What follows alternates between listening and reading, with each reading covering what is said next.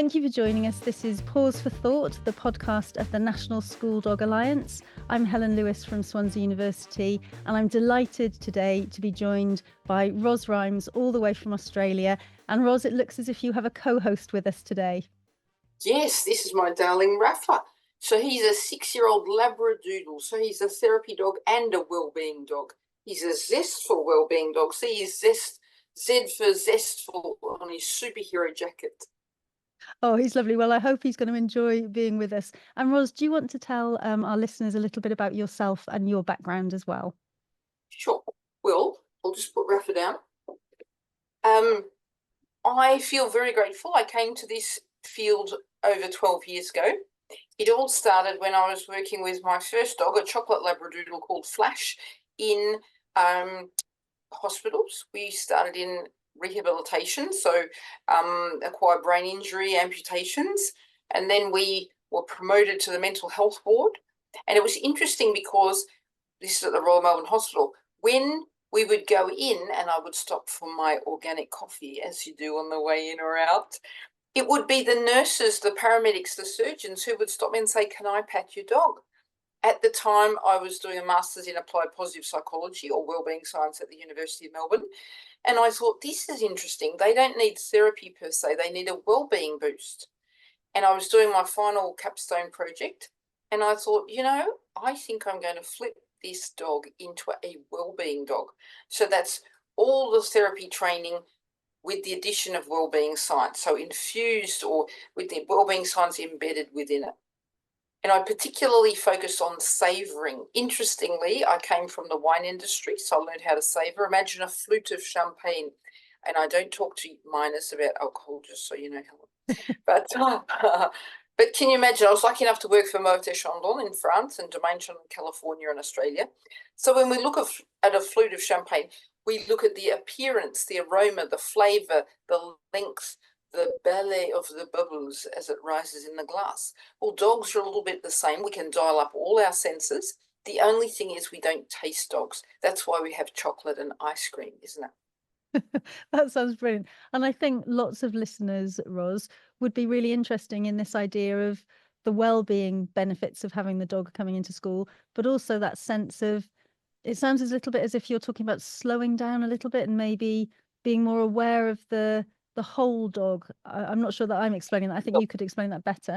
Yes. And I'm very, very keen on dog well-being. And we've both done some animal-assisted play therapy training with the magnificent Risa Van Fleet.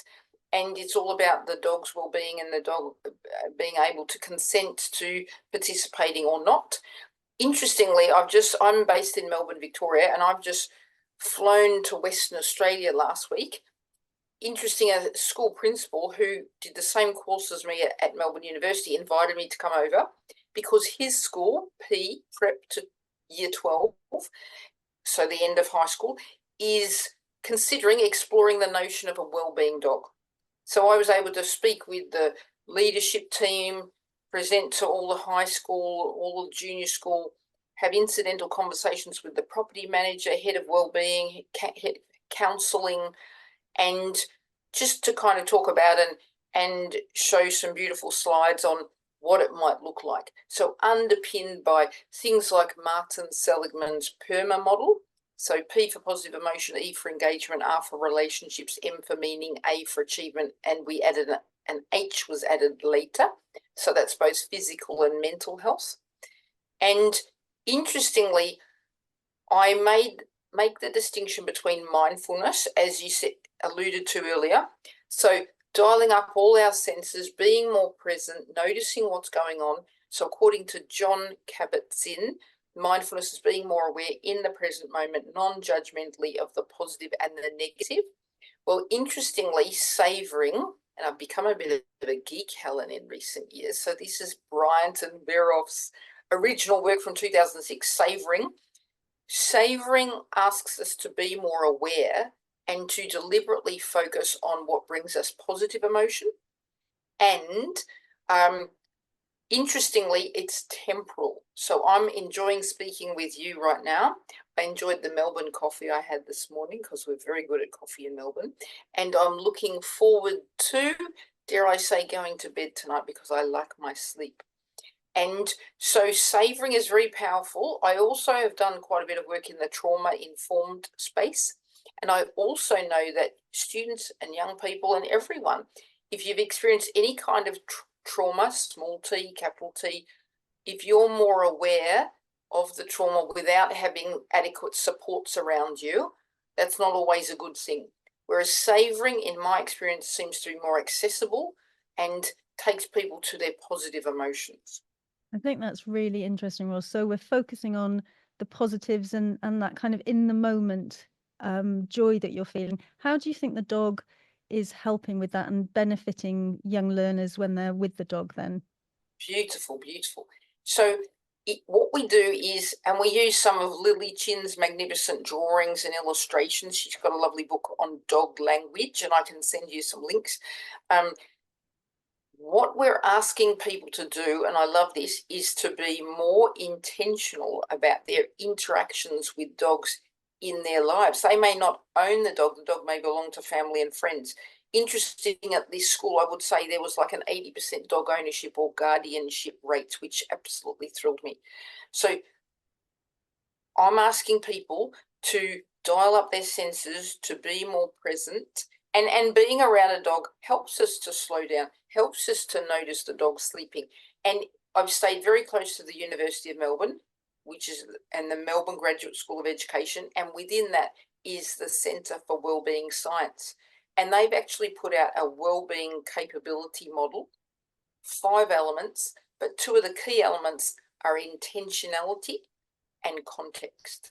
So what I'm interested in is helping people be more intentional about their interactions with the dog. So for example, I know that if I spend between 5 and 20 minutes stroking the dog, my heart rate's going to come down, my cortisol, my anxiety is going to come down, my dopamine's going to increase, and my oxytocin's going to increase. And this is a wonderful process, if you like, and it's called the oxytocin effect. And this is what I'm so excited about, because in a school setting, this is where a student, and I see anxiety as a challenge for kinder, primary, secondary, higher education, my 91-year-old mother. Am I allowed to say that? Oops, I just did.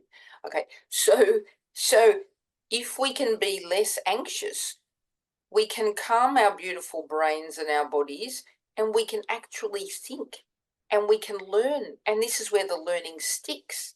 And I'm very excited about that.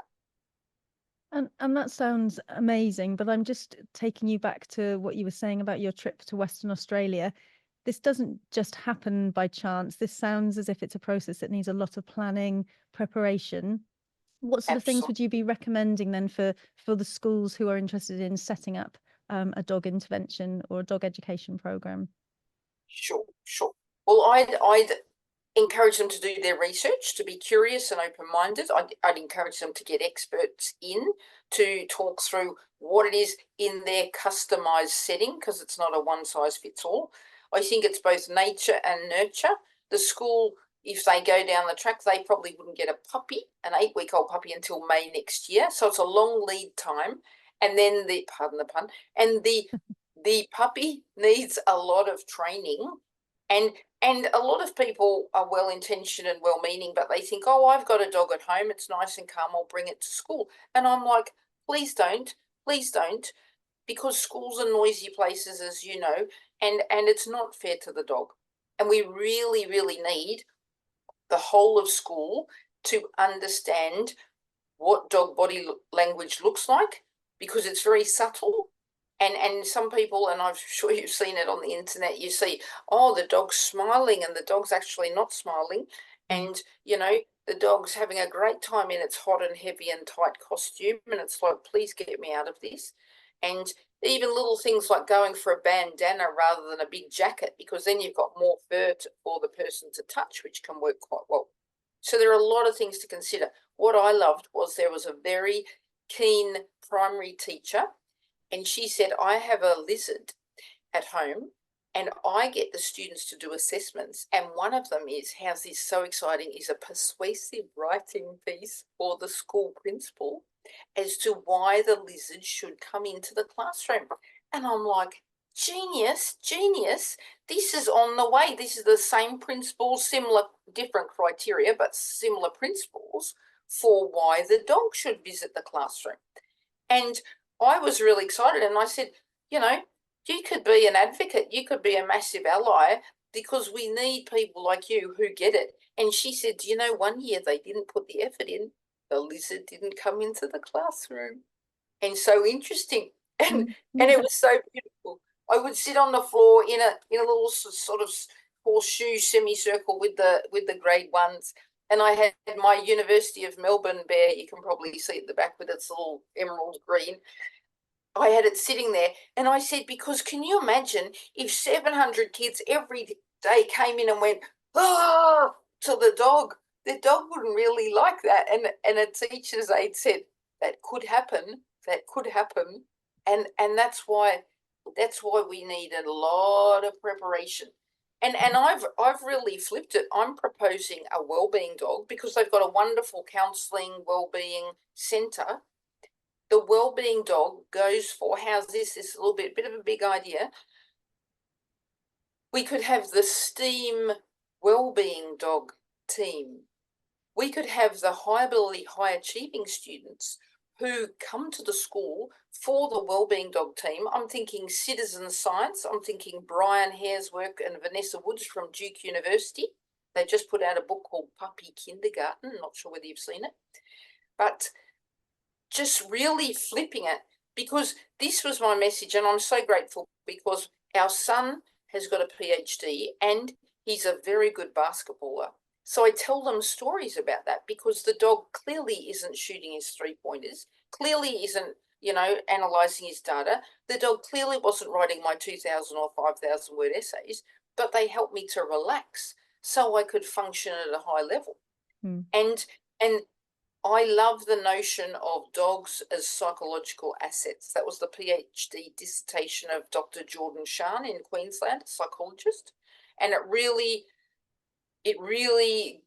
blew me away in terms of, yes, wow, these people operating at a high level, they don't need therapy per se, but the dog helps them to do hard things. So, Ros, you've been talking about this sort of the sense of the dog as a partner, and I think you also often look at different ways of involving the dog. So it's not just a dog in the classroom. You might take the dog and the child outside and have a walk and a chat. Yes. What sort of things do you think are beneficial for the dog then if they're being involved in activities in that sort of sense? Yeah, the dogs tend to love that. And I actually developed a walk, talk, savor coaching model, which I launched at the World Congress, the International Paws Psych World Congress that was in Melbourne in 2019. So it's essentially walking in nature, and where we know there are a lot of benefits in nature-based interventions, talking to a coach and savouring. And we know that talking to a coach and having a facilitated conversation, often focusing on our strengths rather than, focusing on what's strong rather than what's wrong, is really powerful. And people are often very well aware of their weaknesses, but not so much their strengths. And in some cultures where, humility is a wonderful thing, but it's also helpful to know what our strengths are. Interestingly, Helen, my top strength is humour. I'm sure you would never have guessed that. And my second strength is prudence. So it's a little bit like having one foot on the accelerator and one foot on the brake, but I've learned to know when to use which. So that's pretty good. But walking in nature, and there's also something about the speed of walking in nature and the rate at which nature goes past our eyes.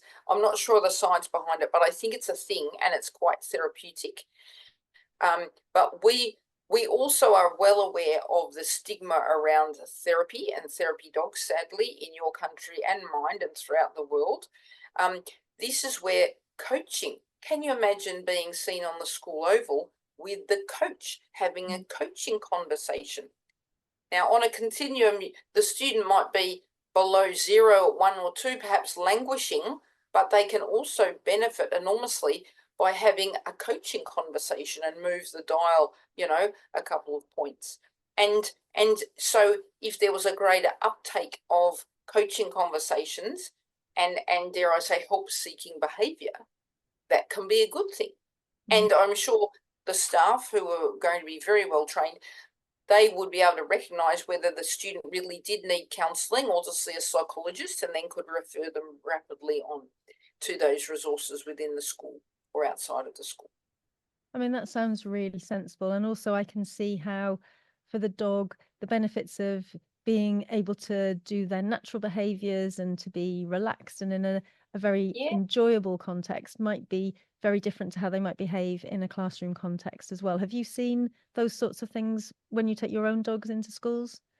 I've seen it, and interestingly, they know when they put their jacket on that they're going to work, and it's playful work. And we're at a higher ed setting just this week, and it was wonderful. And I got the adult students to sit in like a semicircle, and Rafa would just move around to the different ones. He would choose to drop his ball in front of different ones, and he's walking around with his feathery tail, and they loved it. They absolutely loved it. He's also got a thing where he likes certain hair products, so he'll go over to someone and he'll give them a nudge with his head, which is very lovely, and with their permission, of course.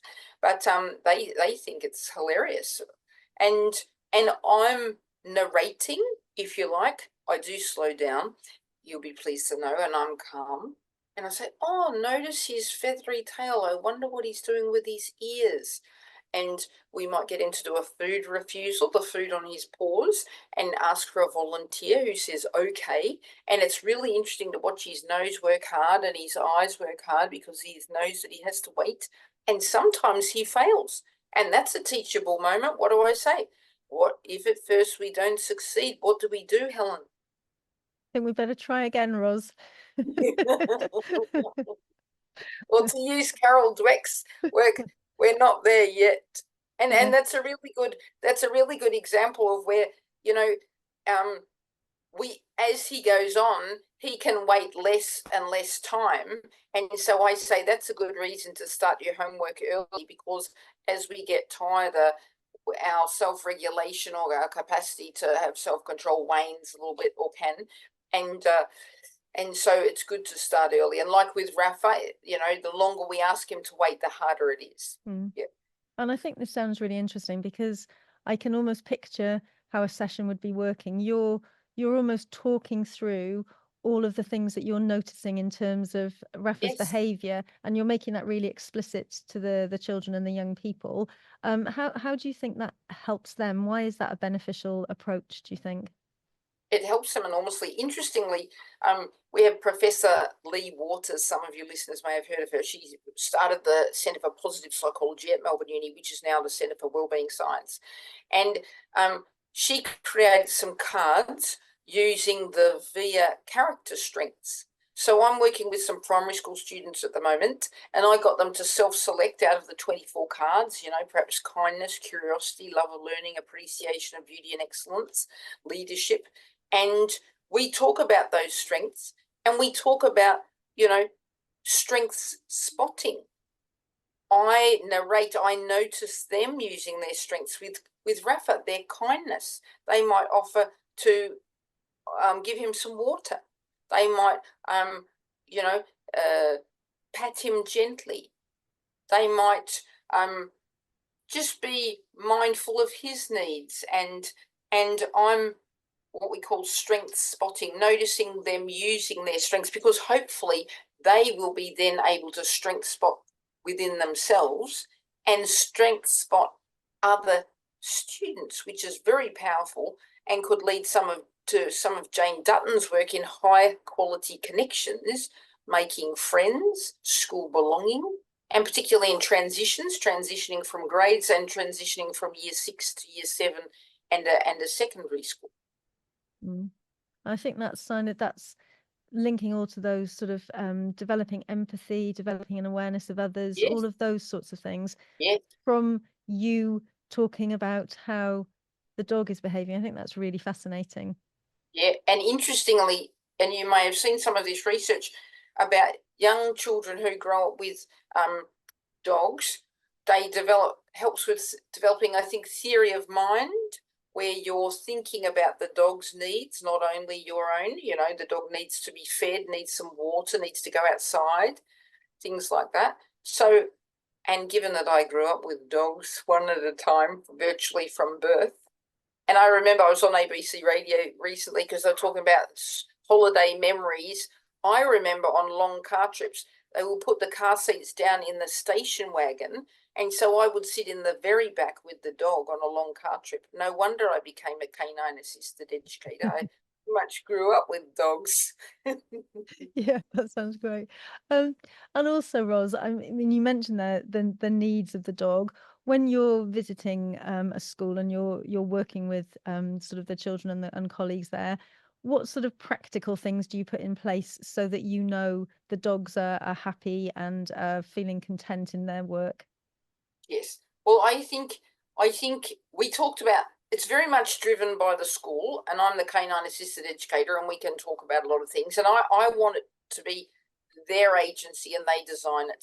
So I can help them with guidelines, and then they create their own policy and procedures. There's a wonderful organisation in Australia called Animal Therapies Limited, and they've drawn on advice from various academics like Tiffany Howell at La Trobe University, and things to be aware of. For example, you wouldn't want a dog in a setting where you've got a dysregulated child and then maybe a dysregulated staff member and maybe a dysregulated parent, because it's just too much. And things that sound fairly simple, but it's really good to be explicit. The dog needs one owner or guardian. The dog shouldn't be going home with 3 different people, because it really doesn't know. It's going to get very confused, and that would distress the dog. The things like treats, I would propose that only the adults at the school give the treats, because you want to be fair to everyone and equitable. You don't want a fat, overweight dog, because that's really not fair to the dog. That's not good for its health. I think you just got to consider all sorts of things, and things like talking to the grounds person and the property manager are really important, because you don't want any poisons anywhere or anything toxic for the dog. People can quite innocently, have chocolate around or other toxins, and you need to be really explicit about that. I would advocate a lot of high quality photos and videos and representatives. I have a puppet, which I can show you later, which I believe you have met, Lucille, the Labradoodle puppet. I would love to show you Lucille. She came all the way from California, and she has her very own jacket. So for Rafa's well-being, he did not fly to Western Australia. He stayed home with his daddy, and I took Lucille. And I think that's really important. They're talking about a whole school understanding of what's going on. But I think, yes, Lucille, I remember Lucille well. But having the opportunity to not use a live dog when it's not in that dog's best interest, I think is really important. So making that decision on behalf of the dog is something that you would do, when you need to. Yeah, and I think you're right on to it. I think, and what the wonderful teacher Sam, her ideas in terms of a lot of preparation, bring in a toy, bring in a puppet, so that the children can get used to, and the young people can get used to what it likes, what it doesn't like. You can have, a safety plan for the dog. You can have do's and don'ts. You can have all sorts of things, because it's very important. And I feel, may I say, I feel a little bit proud, because our darling Flash, who, as you know, sadly passed in June at 14 and a half, he was a therapy dog for 12 and a half years. And he had a positive impact on thousands of people. And even though I cried for a week, his legacy lives on in my heart and in our work. And I feel very proud that he was able to live a very long and healthy life, because he didn't burn out. And if we do it well, we can have really good outcomes. And one other thing I'd like to share is, I'm thinking of Bessel van der Kolk's work, who's a well-known psychiatrist. He wrote this book, The Body Keeps the Score. I got this idea from him in terms, and I did it quite naturally, but then when I read his work, it made sense. Before Flash and I would go to the hospital, he was minimum age, so he was 18 months old when he started.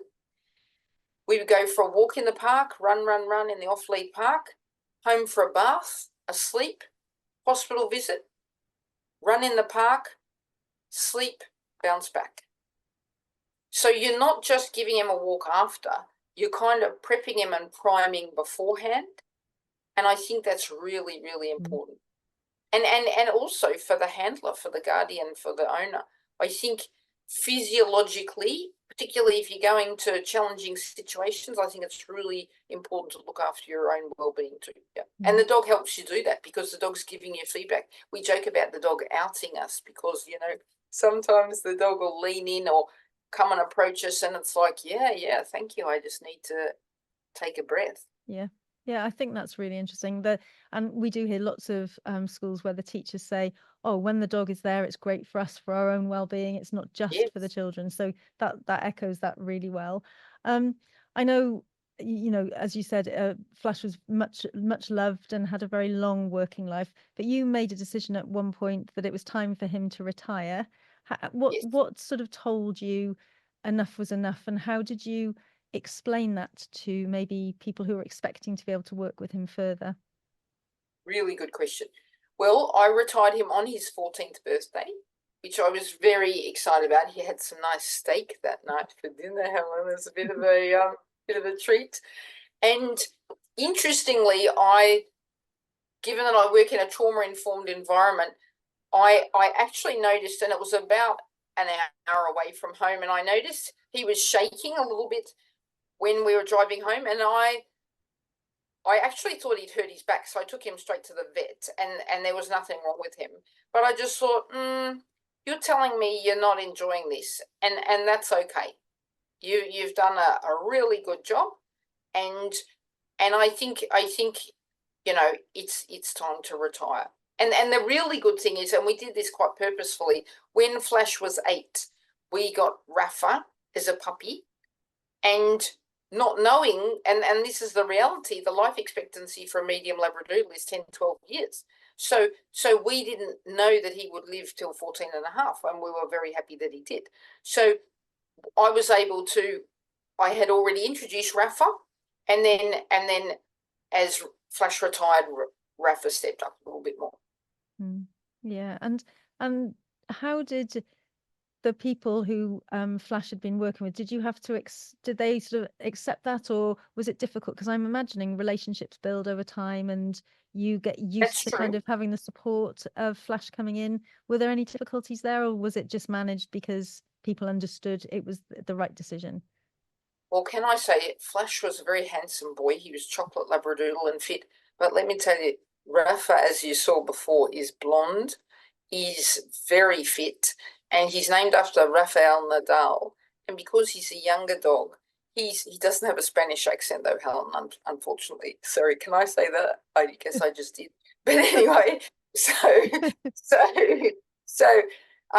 and I've got a beautiful photo of Rafa with all 4 paws off the ground, and he certainly wouldn't do that in a school setting, but that's Rafa out of hours. So people were very excited to meet Rafa because he's lively, he's funny, he's, you know, they were sad, but they knew that Flash was at home enjoying a nice life, and it's all in the way you explain it. Yeah.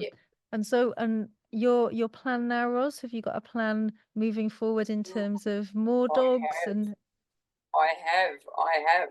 And so when I was speaking at a conference, Animal Assisted Services conference in Brisbane in February, there was a wonderful breeder who is very invested in the whole process, very ethical, and she breeds cobber dogs, COBBERDOG, and it's like a super duper Labradoodle. That's not very technical language, but it's like a super duper Labradoodle. Bred for eye gaze, bred for therapy work. So I'm very grateful to my mother, who is paying for the dog, so she's got naming rights. So hopefully it'll be Ruby Roma Rhymes or Phoenix Rising Rhymes. And interestingly, the breeder said, from my arms to yours. So my husband and I will fly to Brisbane, get a dog-friendly car, drive the 18 hours back. We'll stop in Dubbo and pet-friendly accommodation. So it's quite an adventure. But we're looking forward. I'm doing all my preparation. I'm reading the book on the puppy kindergarten, Brian Hare and Vanessa Woods. I'm getting ready to go to puppy school, probably puppy proof the house, and whatever it takes. But it's a great joy. It doesn't feel like work. And I do know that Rafa may have a little question mark around the puppy. What is the puppy doing here? How long is it staying? And he'll adapt. And I'm in touch with animal behaviourists and all sorts of things. So I'm confident we'll be able to process through any big emotions, Helen. Yes, exactly. Like a sibling rivalry might happen, or anything. And I suppose what you're saying is then that you're doing everything you can to select and prepare a puppy that you hope will be suitable for this work, but in the end it will just depend on that dog's personality, and you can do everything you can to kind of hope that that's going to be the case. Is there anything else that you're going to do in terms of preparing her or him? Yeah. And you're very right, hope, because the reality is the puppy may not be suitable. And that's something that we need to consider. And other things I'm going to do is prepare a crate for the puppy, so the puppy will be crate trained, and a indoor play area, so that my understanding, and I'll continue to do research, but at this present time, Rafa will be top dog. Rafa will be greeted first, fed first. He'll have the run of the house. The puppy will be contained in a particular area. And so we'll introduce it respectfully, and hopefully it'll go seamlessly. And may I just, I've had another thought about in a school setting, in a classroom, and the beauty of a dog, like a therapy dog or a wellbeing dog. It's often the children who are quiet, who may be at the back of the class or anywhere in the class, who might be feeling distressed. And it's not easy always to pick that up. It's easy to pick up the kids who are flipping tables or yelling. However, when you have a therapy dog in the room, if they're attuned and if it's quiet, that dog can quietly go over and might just sit next to a child like that. And it gives the teacher a wonderful heads up that, hey, there might be something going on. And it can be very subtle without bringing it to the attention of the rest of the class, but it's enabling the teacher to gently approach the student and interact with what we hope would be a positive outcome. Because we really don't know what's going on in people's lives from day to day, but the dog with its very potent nose can smell cortisol, can smell anxiety, can detect if we're stressed, and that is another wonderful benefit of having a therapy dog or a wellbeing dog. Definitely. Oh, thank you, Ros. I'm just keeping an eye on the time because I know we're keeping you up as well. It's much later in Australia. I'm very keen to show you my puppet. Can I show you my puppet? Yes, and can you tell us how you would use Lucille? Yeah, that would be fantastic. Absolutely. I'll just ask you to pause. Can you pause for a moment, and I'll get the puppet out. She's a very well-traveled puppet. Yes. So Ros, you've swapped Rafa now for Lucille, so can you introduce us to her? Sure. This is Lucille. So Lucille is not just a dog puppet. Lucille is a Labradoodle puppet, because I was fortunate enough, where I met you for the first time, to go to the Anthrozoology Conference in Gloucester in England. But after that, I was going to the European Positive Psychology Conference, and I was lucky enough to be presenting with my friend and colleague Clive Leach. We were doing a workshop on Paws, PAWS, for wellbeing. So I couldn't bring Rafa. So a friend of mine suggested that I get a puppet. And then, isn't that wonderful? And I encourage schools and listeners to work with whatever you have. How's this? The lady, well, she's a dressmaker, a wonderful dressmaker. She makes wedding dresses. I was able to give her the jacket. She lives nearby, and she resized it. so it would fit the puppet. Isn't she a good sport? She knows it's for a dog's jacket or a puppet's jacket. So isn't that lovely? So what I would do in a school setting is I would encourage the students to pat the dog ever so gently. Maybe it would have a bandana on rather than a jacket, not pat over its head, to practice tapping their leg and inviting the dog to come to them. And just, you could do some body language things. And what I do is encourage someone to pat the dog, which I did with this school principal in front of all of his high school. It was very funny. I said, let's pretend he's a year 12 student, and he deliberately messed up his outfit and the whole school laughed. That was funny. Okay, so I would encourage him to pat, and then I would say, let's STOP, because the dog understands words. So let's see what happens if you STOP. And then I would get the dog to move closer. And I said, ooh, that's interesting. The dog's moving closer to you. Okay. Or if the dog's moving, looking away and moving away, that would suggest that the dog isn't really happy doing that. So it's really interesting that we pay attention to what the dog wants to do. So there are lots of lessons that you can have before the real sentient dog walks into the classroom. And I think that's brilliant, because I think you're inviting children to learn about body language and safety, but it's in a really safe context. It's a really good way to sort of develop those, as we said, whole school sort of principles of working with the dog. So I think that's really important. And Lucille is brilliant because she's so expressive, and I can just see how the children would really engage with her. And she can sing, but Rafa can sing better. Do you want to hear Rafa sing? And you can sing too, Ros. So yes, God, whoever wants to sing would be amazing.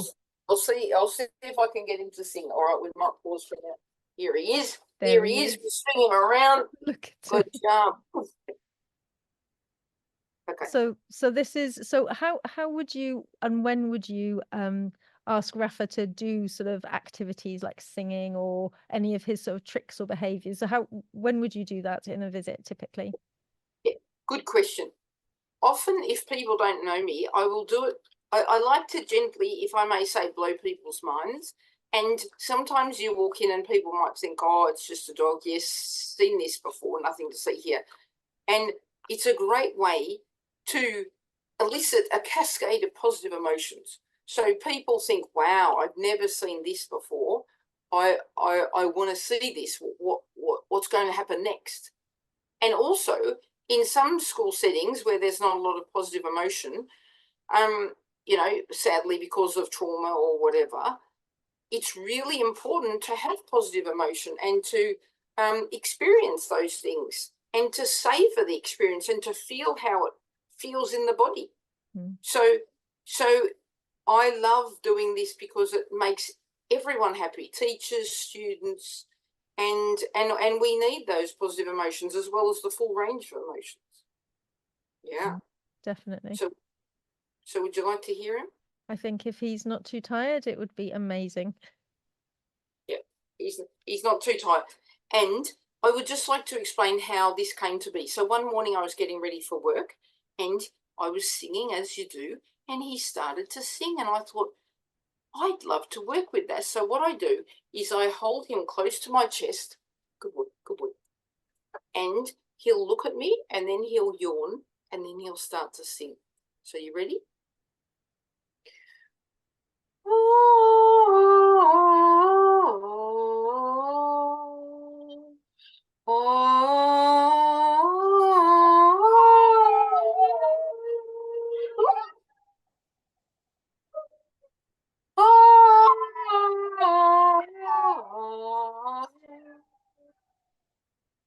Good boy, Rafa. Thank you.